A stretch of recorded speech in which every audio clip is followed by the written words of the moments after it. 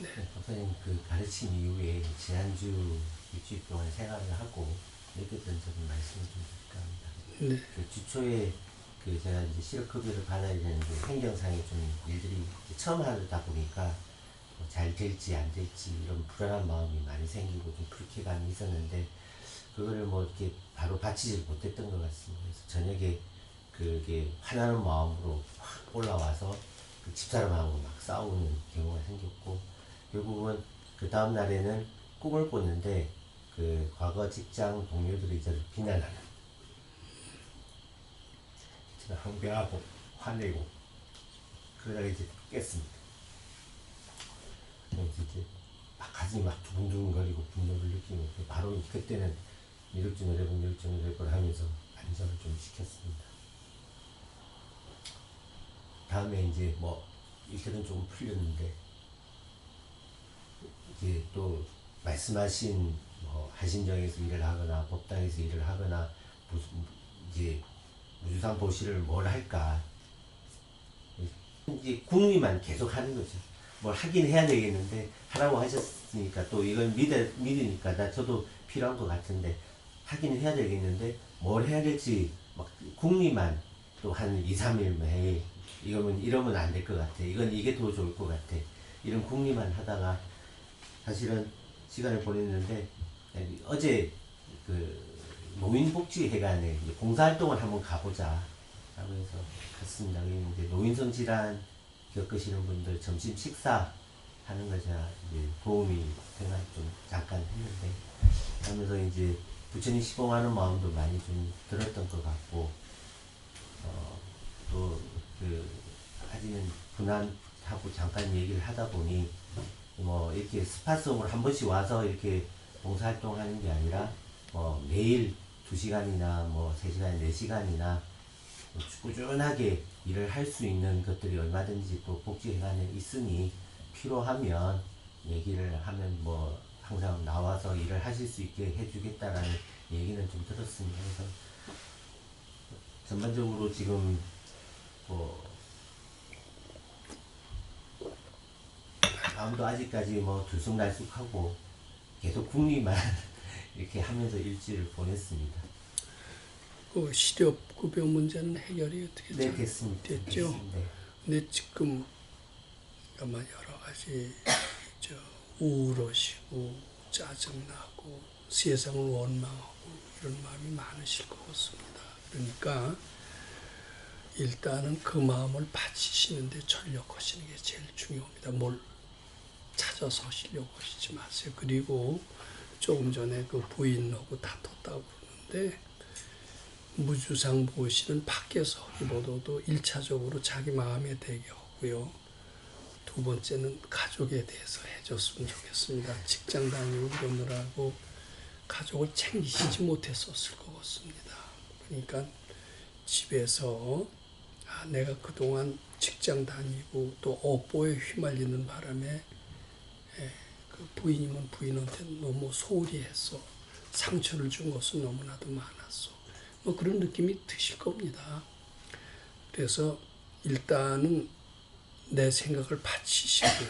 두 번째는 주위 가족들을 위해서 진심으로 기도해주고 설사 그네들이 나한테 불쾌했다 하더라도 다 용서하고 또 그이가 바쁘고 지금은 임시적으로 가장이 되어 있는 거나 마찬가지이기 때문에 지금 내가 가장에서 물러섰을 때에는 그 가장을 내가 시봉하겠다.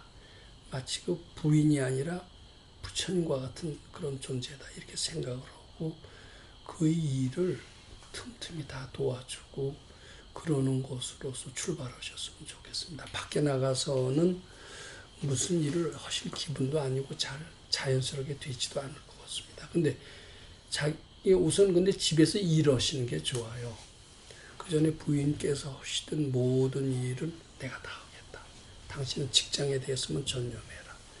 이렇게 하면서 청소며 심지어는 청소뿐만 아니라 내가 좀 힘들더라도 그 일을 위로해주고 그러는 일에 또 자손들도 있으시죠.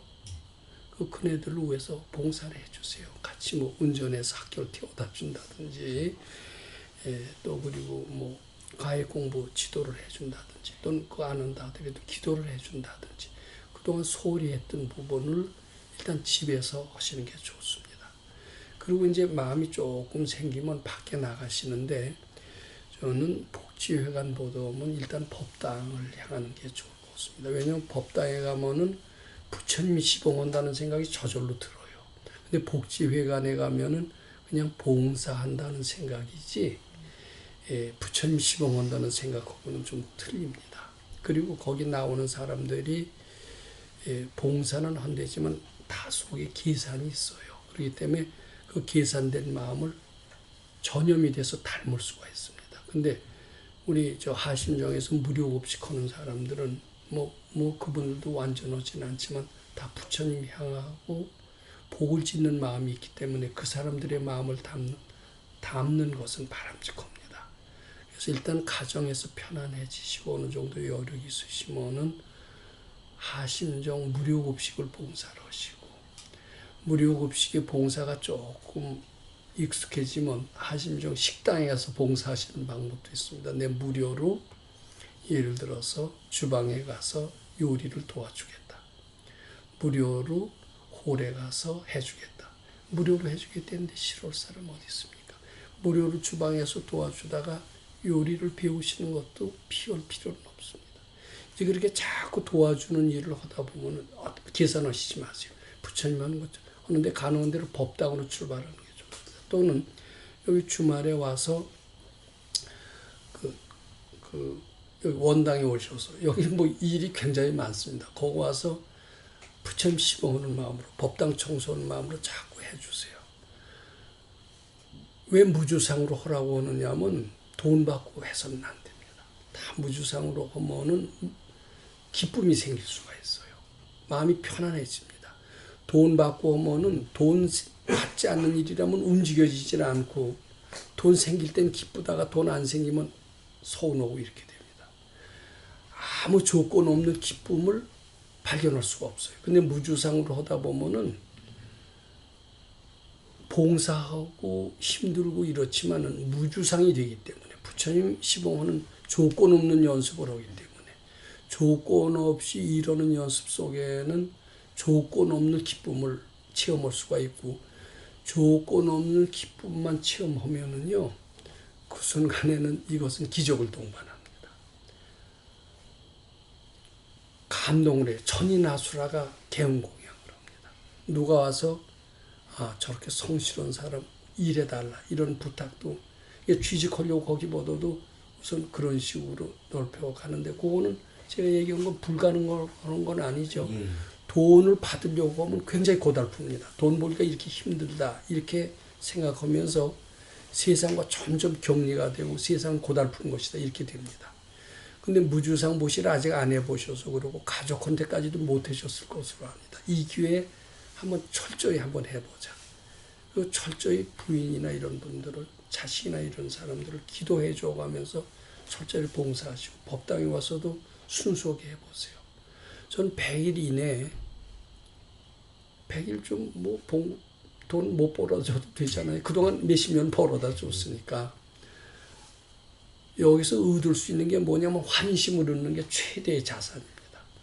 근데 순수하게 무주상으로 할 때 어느 때 환심을 얻을 수 있습니다. 조금이라도 계산하면 환심 날아가 버립니다. 신심과 공경심으로 하면은 환심이 나고 이 환심 뭐 되지 않아도 즐거우니까요. 즐거운 게 일을 만듭니다. 지혜를 탄생시킵니다. 세상이 바뀔 겁니다. 그 방법을 한번 해보시는 게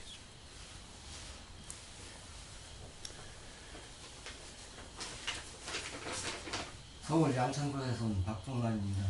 탐진치에서 질문드리겠습니다. 이해를 돕기 위해 저희 성격을 간단하게 말씀드리면 원리 원칙적이고 급하게 행동하며 약속을 잘 지키는 편입니다. 어떤 틀에 매이는 것과 형식 및 격식을 멀리합니다. 탐심을 어느 정도 현재 의식으로 제한하는 것이 가능한 것 같은데 진심은 그러하지 않는 것 같습니다.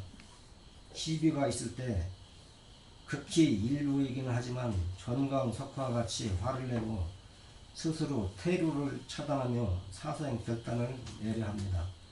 일단 수습하고 나면 자책과 죄책감 때문에 지구멍이라도 들어갈 것 같은 심정이며 일일 정도는 외출도 못합니다. 이러한 것이 인과법과 잠재의식과의 어떤 연관이 있는 것 같습니다. 치심은 어느 정도 이해가 되지만 정확한 개념이 잡히지 않습니다. 진심을 의지로 소멸할 수 있는 방법을 거울로 비춰주셨으면 고맙겠습니다. 그 탐심에 담백한 사람들을 어쩌다 발견이 됩니다. 철저히 이해타산인 사람도 있지만은 대범하고 털털하고 이해타산적이지 않은 사람은 그래도 꽤 발견되는 것 같아요. 근데 자기 주장이 있거든요. 사람이 아무리 어른 애들이라도요. 주장을 지키는 것이 아주 고상하다라는 생각까지 가지고 있으면서 나는 죽으면 죽었지 내 주장은 못 굽힌다는 이런 사람들은 꽤 많이 있는 것 같습니다. 즉 다시 말해서 탐심에 열버진 사람은 있어요. 완전히 해탈은 어려워도. 근데 진심 닦는 사람은 아주 귀합니다. 꽤 점잖은 사람도, 상당히 점잖은 사람도, 아무개가 당신 욕했어. 이러면은 대뜸 그 사람에 대해서 화가 납니다. 요 고비 남기는 사람 못 봤습니다. 일부러 어떤 사람이 장난기 있는 사람은 공부 잘했다고 자랑하는 사람이 있어요. 그 사람이 정말 공부 잘했나 안 잘했나 딱 하기 위해서 거짓말을 하는 게 아닙니다. 당신 그런데 누가 그러는데 이런 점에서 형편없다고 그러던데 이렇게 딱 얘기를 하면은 그 순간 무심하지 않습니다. 대뜸 화를 내요. 그게 공부 잘한 게 아닙니다. 이게 진심의 덫에 다 걸려요. 그리고 이제 자기가 조금 높아지면 남이 얘기하면 남의 입 탁 틀어막습니다. 이게 치심이 뭐냐면은 자기 잘난 마음이 치심이거든요. 치심이 어떤 식으로 나타나느냐면 누가 얘기할 때 듣기 싫어요. 되게 잘난 척하네. 잘난 척하네. 아유 듣기 싫어. 왜 저렇게 잘난 척해? 이런 사람은 이게 치심이 많다는 뜻으로 보면 됩니다. 그러니까 이제 누가 나를 욕하면 저거 형편없는 거 꾸짖잖아요. 그리고 이제 잘난 척하는 거 보면 입을 틀어막고 싶습니다. 이제 이게 치심입니다. 근데 요 탐심은 그럭저럭 세상의 도덕적인 교훈을 가지고 다스려질 수가 있는데 진심이나 치심은요 성인 군자의 말 갖고 통해지지 않습니다. 진심 일생 동안 못 닦습니다. 치심도 마찬가지. 일시적으로 눌러 참을 수는 있죠. 눌러 참으면 이게 진심을 해탈한 게 아닙니다. 치심도 해탈한 게 아닙니다. 억지로 착한 척할 뿐입니다. 억지로 겸손할 뿐입니다. 하나도 진정한 변화는 아닙니다. 근데 어떻게 하면 진정한 변화를 일으킬 수 있느냐. 요게 제일 중요해요. 누가 나를 숭본다고 그랬을 때 화가 납니다. 이 화는 그 사람이 저거 못된 놈이다라고 화를 내지만 저 사람이 못된 것이 화를 나게 하는 게 아니라 내 속에 화내는 소질이 화내는 겁니다. 이게 화가 나실 때 저놈이 나쁘다 하시면 안 되고 내 속에 진심 내는 이 소질이 나를 또 화내게 하는구나. 내 마음이로구나. 요거 아셔야 돼요. 일체유심조로구나. 요런 생각을 가지고 있기 때문에 나는 앞으로 딴 건 몰라도 진심 있고 치심 있는 것만큼 진심 있고 치심 있어도 고생을 안 하면야 진심 내고 치심 하셔도 됩니다. 근데 진심 있는 것만큼 고생이 많이 남았다. 이렇게 보면 됩니다. 재앙이 많이 남았다. 경우에 따라서 심각한 재앙도 닥칠 수 있다. 이렇게 된다면 이 진심 닦아야 됩니까? 안 닦아야 됩니까? 근데 눌러 참는 거는 닦는 게 아닙니다. 착한 척하는 것은 닦는 게 아닙니다. 저게 내 생각이다. 내 업장이로구나. 나는 어떻게 나를 숭본다는 이야기만 들으면 참을 수 없이 불꽃이 화를 내는 이런 기질이 나한테 있구나. 이것이 있는 한은 나는 영원한 고생에서 벗어날 수가 없는 거로구나. 그리고 이건 내 마음으로 알고 그때 어떻게 해요? 바쳐야 됩니다. 착각인 줄 알고 또는 안 받쳐지면 미륵존 여러분 해도 좋고요. 금강경 4국에 읽어도 됩니다. 금강경 4국에가 뭡니까? 내 생각은 다 착각이다. 착각인 줄 알고 잘 받치면 부처님 세계가 전개되리라. 4국에를 자꾸 외워보세요. 또 미륵존 열어보세요. 단지 다 내가 문제다. 저 사람이 문제가 아니라 내 성깔 내는, 내 성질 잘 내는 요 기질이 나를 고생하게 한다. 요것을 이 금강경 공부로 해탈해보자. 이래야 됩니다. 또 치심은 뭐냐면 남이 자랑하고 이런 것을 좀 들어주고 칭찬해주면 좋잖아요. 근데 남 자랑하는 거 좀 입 틀어막고 싶은 그런 생각이 드시죠. 근데 그게요, 중간에 말 딱 자릅니다. 아이, 잘나지도 못한 게 왜 저렇게 잘난 척해. 입을 탁 틀어막고 싶으면 그게 무슨 뜻이냐면 내가 잘나고 싶은, 잘난 마음이 있다는 뜻이고 내 속에 치심이 있다는 뜻으로 보면 됩니다. 겉으로 겸손한 척해도 그거 바치지 못하면요, 고생이 많이 남았던 뜻이에요. 근데 고생이 남은 것 같고 약합니다. 갖다가 사람은 못 봤습니다. 거의 죽을 때 되게 화가 납니다. 왜냐하면 나는 세상을 이렇게 잘했는데 자식도 배신하고 마누라도 배신하고 죽을 때 가서 악심내는 사람 굉장히 많습니다. 악심내면 사람 몸 받기 어렵고요. 사람 몸 받아도 지혜가 없어진대요.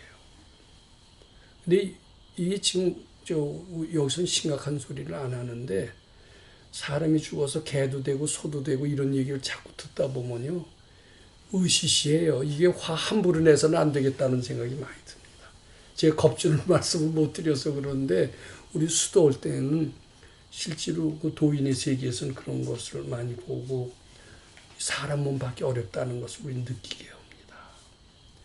이게 그냥 도덕적으로 진심 닦아라 이런 얘기 하시는 게 아니라 공자 말씀에 뭐 성내지 마라.